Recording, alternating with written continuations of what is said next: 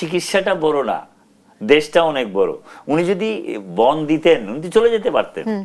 তাহলে একটা মানুষ যদি দেশের জন্য এত বড় স্যাক্রিফাইস করতে পারে তাহলে মানুষ ছেলেপেলেরা তো তার জন্যই কথা বলবে। অবশ্যই। এই যে দেখেন 5ই আগস্টের যে অভ্যুত্থানটা হয়েছে, আমি তো মনে করি উনার 6 বছরের যে কারাবাস, উনি যে কষ্ট করেছেন, এই কষ্ট এই তরুণ প্রজন্মকে খুব কষ্ট দিয়েছে।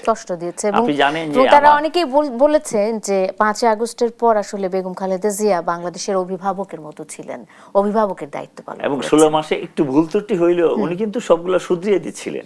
দেখেন অনেক সময় দল হিসাবে আমরা কোনো এদিক সেদিক হইলে সাথে সাথে উনি আবার ঠিক করে দিয়েছেন। উনি এত আসলে বাংলাদেশের ইতিহাসে এমন একজন মানে সমস্ত মানুষের অভিভাবক হওয়া, এটা মনে উনার জন্যই সম্ভব হয়েছে, যেটার প্রমাণ আজকে হয়েছে।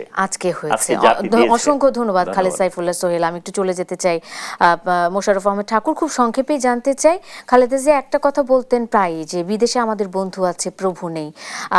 এই যে আধিপত্যবাদের বিরুদ্ধে তার অবস্থান শেষ পর্যন্ত তিনি ধরে রেখেছিলেন, কূটনীতির যে বিষয়টি। ধন্যবাদ আপনাকে। খুব খুব খুব সংক্ষেপে।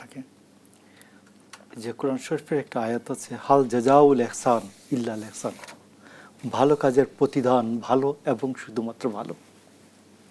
বেগম খালেদা জিয়ার ক্ষেত্রে তাই প্রমাণিত হলো, তিনি দেশের স্বার্থের প্রশ্নে, জনতার স্বার্থের প্রশ্নে কোথাও এক বিন্দু ছাড় দেন নাই, আবার জনদাবির ক্ষেত্রে ছাড়ও দিয়েছেন।